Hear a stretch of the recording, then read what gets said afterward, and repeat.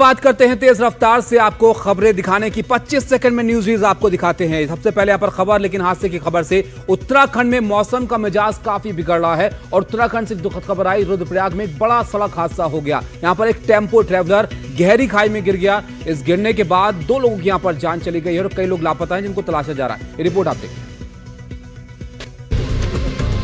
हादसे के वक्त बस में 19 लोग सवार थे, जिसमें 9 को बचा लिया गया है। एक व्यक्ति की मौत हुई है, बाकी 10 लोगों की तलाश जारी है। मौके पर एसडीआरएफ और पुलिस राहत और बचाव अभियान चला रही है। पुलिस के मुताबिक टेम्पो ट्रेवलर रुद्रप्रयाग से ऊपर पहाड़ों की ओर जा रहा था, जो अनियंत्रित होकर नदी में गिर गया। घायलों को इलाज के लिए अस्पताल में भर्ती कराया गया। जब यह हादसा हुआ उस वक्त बस में 20 लोग सवार थे और जिसमें से 8 लोगों को यहां पर बचा लिया गया है। 2 यात्रियों की यहां पर दुखद मौत हो गई है और बाकी बचे 10 लोगों की भी तलाश की जा रही है। मौके पर एसडीआरएफ यहां पर मौजूद है और पुलिस राहत और बचाव के अभियान में यहां पर लगी हुई है। उधर उत्तराखंड में विकास नगर में कालसी चक्राता मोटर मार्ग पर एक कार अनियंत्रित होकर गहरी खाई में गिर गई और हादसे में 3 लोगों की यहां पर मौत हो गई।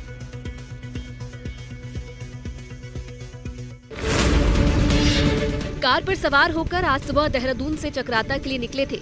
जजरेड मोड़ के पास उनकी गाड़ी अनियंत्रित होकर गहरी खाई में जा गिरी। सूचना मिलते ही मौके पर पहुंची पुलिस और एसडीआरएफ की टीम ने रेस्क्यू ऑपरेशन शुरू किया।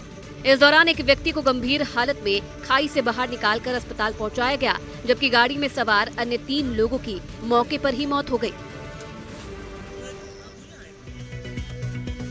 ऐसा नहीं है उत्तराखंड में सिर्फ ये हाल है, हिमाचल प्रदेश में भी जबरदस्त बारिश हो रही है। हिमाचल के धर्मशाला में एक बड़ा हादसा यहां पर हो गया।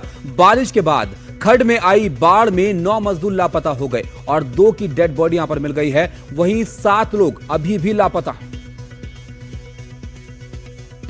धर्मशाला के पास इंदिरा प्रियदर्शिनी हाइड्रल प्रोजेक्ट में काम करने वाले 8 मजदूर पानी का बहाव अचानक बढ़ने से बह गए। प्रशासन ने 2 लोगों के शव बरामद होने की पुष्टि की है, जबकि बाकी लोगों की तलाश जारी है। एक मजदूर पानी बढ़ने के बाद जंगल की ओर भाग गया था, जो अभी तक लापता है। ये सभी खड्ड किनारे बने शेड में रह रहे थे। एसडीआरएफ की टीम मौके पर है, वहीं एनडीआरएफ की टीम को भी बुलाया गया है ताकि लापता लोगों को ढूंढा जा सके।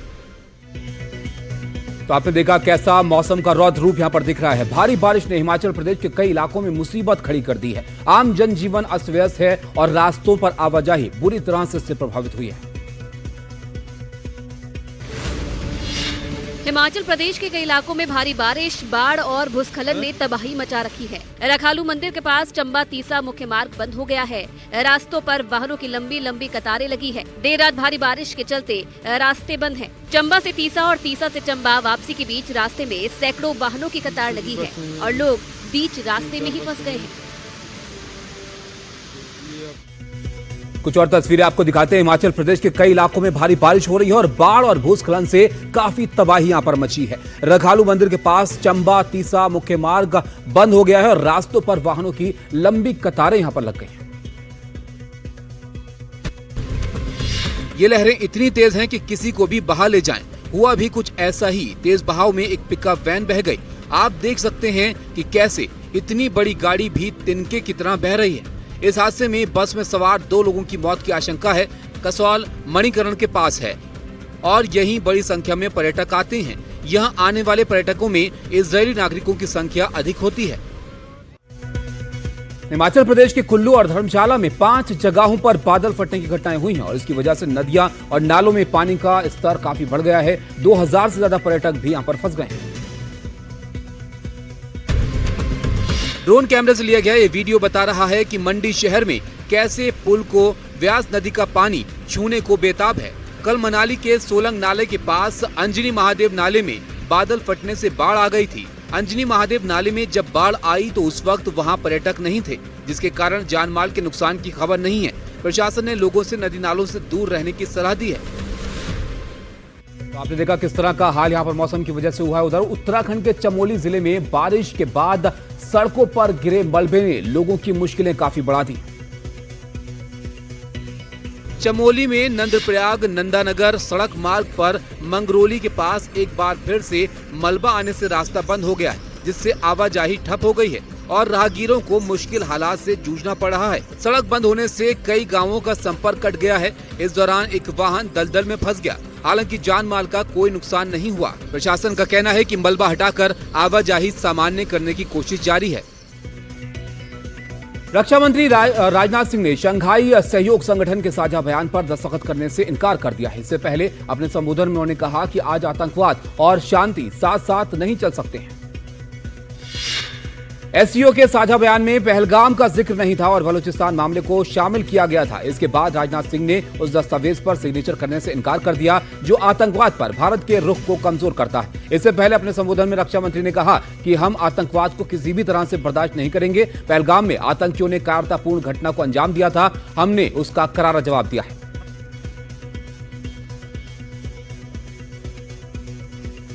केंद्रीय कैबिनेट ने झारखंड को बड़ी सौगात दी है। धनबाद में झरिया संशोधित मास्टर प्लान के लिए 5,940 करोड़ रुपए मंजूर किए गए हैं। केंद्र सरकार की आर्थिक मामलों की कैबिनेट समिति ने कल 5,940.47 करोड़ रुपए के संशोधित झरिया मास्टर प्लान को मंजूरी दे दी। CCEA की बैठक के बाद सरकार ने कहा कि अलग अलग चरणों में आग, धंसान से निपटारा और फिर प्रभावित परिवारों का पुनर्वास किया जाएगा। झरिया शहर पिछले 100 साल से ज्यादा वक्त से जल रहा है। बिहार में जल्द चुनाव होने और बिहार विधानसभा चुनाव को लेकर चुनाव आयोग पूरी तरह से एक्टिव मोड में है। केंद्रीय चुनाव आयोग की टीम की 9 सदस्यों वाली टीम पटना पहुंच चुकी है। पटना एयरपोर्ट पर चुनाव आयोग की टीम का आधिकारिक स्वागत किया गया। बिहार चुनाव को लेकर बिहार में सरगर्मी बढ़ गई है। 9 सदस्यों वाली केंद्रीय चुनाव आयोग की टीम आज पटना में एक बड़ी बैठक कर बिहार विधानसभा चुनाव की तैयारियों का जायजा लेगी। चुनाव आयोग की टीम कई जिलों का दौरा कर जिला अधिकारियों के साथ बैठक करेगी, जिसमें मतदान केंद्रों और वोटर लिस्ट पुनरीक्षण का जायजा लिया जाएगा। केंद्रीय चुनाव आयोग की टीम 3 दिन तक बिहार में रहेगी। महाराष्ट्र में फडणवीस सरकार ने जनता को बड़ी सौगात दी है। बिजली की दरों में यहां पर अलग अलग तरह से कटौती की गई है, जिसमें 10 से लेकर 26% तक की कटौती बिजली की दरों में देखने को मिलेगी। महाराष्ट्र में अब जनता को बिजली बिल के बोझ से बड़ी राहत मिलने वाली है। फडणवीस सरकार ने अगले 5 साल में अलग अलग चरणों में 26% तक बिजली टैरिफ कम करने का ऐलान किया है।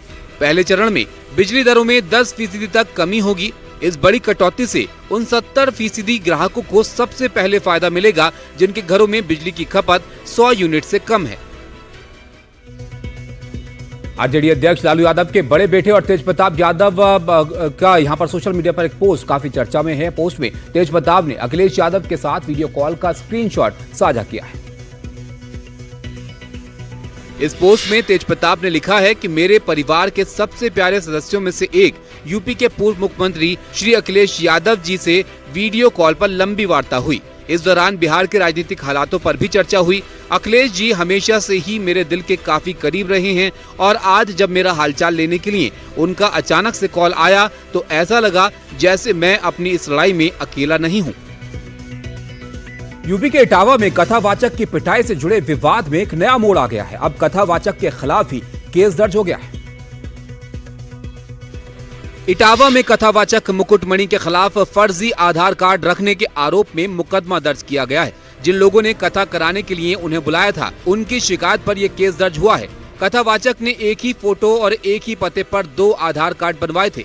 एक मुकुटमणि अग्निहोत्री के नाम से, इसी नाम से ब्राह्मण बताकर वो कथा करने गया था, जिसके बाद इसके साथ मारपीट की घटना हुई थी। बिहार में इन दिनों काफी कमाल हो रहे हैं। राज्य में शराबबंदी है, लेकिन उसके बाद भी शराब तस्करी के मामले काफी सामने आ रहे हैं और अब इस मामले में एक दरोगा को ही पकड़ा गया है। पटना में उत्पाद विभाग की टीम ने एक बड़ी कार्रवाई की और एक दरोगा को शराब तस्करी के आरोप में गिरफ्तार कर लिया। आरोपी दरोगा वर्दी पर डबल स्टार लगाकर खुलेआम शराब की तस्करी कर रहा था। पुलिस को उस पर शक नहीं होता था क्योंकि वो शराब तस्करी का काम पुलिस की वर्दी में ही करता था। जनता हैरान है कि शराबबंदी वाले बिहार की राजधानी में खुलेआम ये क्या हो रहा है। महाराष्ट्र पुलिस पर ड्रग तस्करी के मामले में आरोपी को वीवीआईपी ट्रीटमेंट देने का आरोप लगा है। खबर छत्रपति संभाजीनगर की है।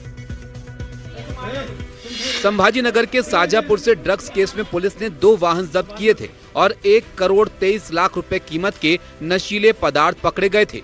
लेकिन बाद में जो तस्वीर आई उसमें ये दिखा कि गंभीर अपराध के मुख्य आरोपी बबन भाई को पुलिस वीआईपी ट्रीटमेंट दे रही है। आरोपी के लिए पुलिस स्टेशन के हॉल में उसके लिए परिवार के साथ डिनर करने का इंतजाम किया गया। क्या रेलवे ट्रैक पर कोई कार भी चलाई जा सकती है? जी हां, रेलवे ट्रैक पर कार फर्राटा भर सकती है और ये हैरत अंगेज कारनामा तेलंगाना में हुआ है।